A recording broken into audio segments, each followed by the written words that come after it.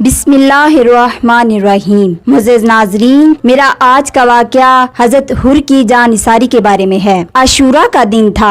گرم تپتے ہوئے میدان کربلا میں ایک طرف امام حسین اپنے ساتھیوں کے ساتھ کھڑے ہوئے تھے تو دوسری طرف یزیدی لشکر تھا۔ ان کا سردار 1000 سپاہیوں کی کمان سنبھالے ہوئے امام حسین کے سامنے کھڑے ہوئے تھے۔ اچانک اسی یزیدی لشکر کا ایک سپہ سالار آہستہ آہستہ امام حسین رضی اللہ تعالی عنہ کی طرف بڑھتا چلا گیا۔ یزیدی لشکر میں موجود سپاہی یہ دیکھ رہے تھے اور حیران ہو رہے تھے کہ ہمارا سپہ سالار دشمن کے خیمے کی طرف کیوں جا رہا ہے۔ وہ سپہ سالار امام حسین کے قریب جاتا ہے، گھوڑے سے اترتا ہے، قریب جا کر ہتھیار پھینک دیتا ہے۔ یہ اور کوئی نہیں بلکہ حضرت حر تھے۔ حضرت حر نے پاؤں پکڑ لیے اور عرض کی، آقا جان نثار غلام کے ہوتے ہوئے آپ میدان میں نہیں جا سکتے۔ آپ نے فرمایا، حر یہ تو ٹھیک ہے مگر میں نہیں چاہتا کہ میری وجہ سے کوئی اپنی جان گوا دے۔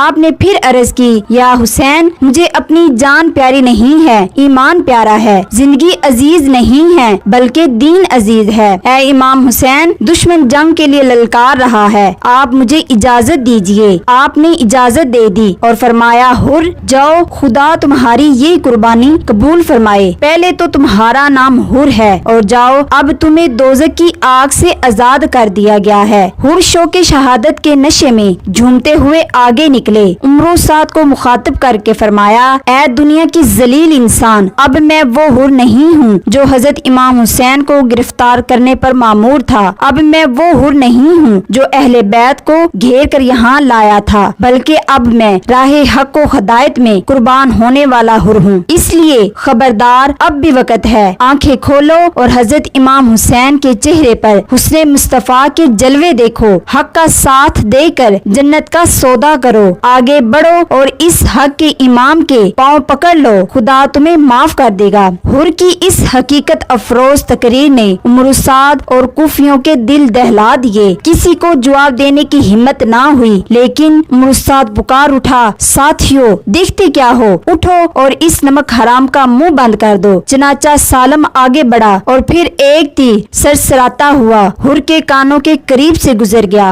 حر جوش میں آ گئے اور للکار کے بولے، او ابن زیاد کے غلام، میرا اور تیرا کوئی مقابلہ نہیں، تو ابن زیاد کا غلام ہے۔ میری ماں نے میرا نام حر آزاد رکھا ہے، پہلے بھی میں دنیا کے غم و فکر سے آزاد تھا، اب تو فاطمہ کے لال نے مجھے جہنم کی آگ سے آزاد کر دیا ہے۔ تو ابن زیاد کا غلام ہے، عمرو سعد کا غلام ہے، یزید کا غلام ہے، اور میں اب محمد مصطفیٰ صلی اللہ علیہ وآلہ وسلم کا غلام ہوں، علی کا غلام ہوں، امام حسین کا غلام ہوں۔ جاؤ اور عمرو سعد سے یہ کہہ دو وہ خود مقابلے میں آئے، میری تلوار کی کاٹ دیکھے۔ دشمن نے آواز دی، یہ ٹھیک ہے کہ میں غلام ہوں مگر بہادر ہوں، آگے آ اور میری شمشیر کے جوہر دیکھ۔ حر نے جوش میں آ کر گھوڑے کو آگے بڑھایا اور ہوا کی طرح سالم کے سر پر پہنچے۔ تلوار بجلی کی طرح چمکی اور پھر سالم کی لاش زمین پر تڑپنے لگی۔ عمرو سعد اس ناکامی کو دیکھ کر پکار اٹھا، اے یزید اور ابن زیاد کے نمک خورو، تم میں سے کون بہادر ہے جو حر کو قتل کرے، یزید کے دربار سے سونے اور چاندی کے خزانے حاصل کرے۔ پھر ایک آدمی